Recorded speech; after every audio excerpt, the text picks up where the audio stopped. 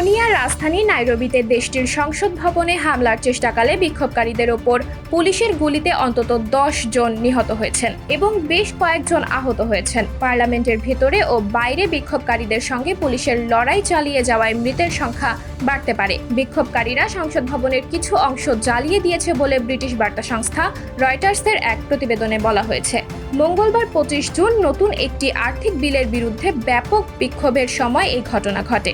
একজন paramedic Vivian আচেস্তা জানিয়েছেন অন্তত 10 জনকে গুলি করে হত্যা করা হয়েছে। ঘটনাস্থলে ভেতর থেকে আগুনের শিখা আসতে দেখা যায়। কাঁদানে গ্যাস ও জল কামান দিয়ে বিক্ষোভকারীদের ছত্রভঙ্গ করতে ব্যর্থ হলে গুলি চালায় পুলিশ।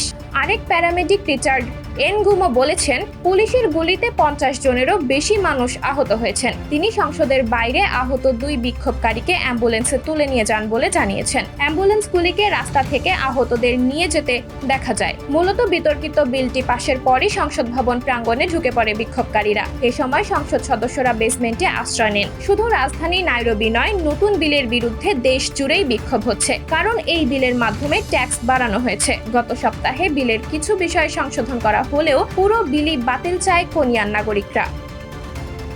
সাবরিনা জলিল, সবার কথা।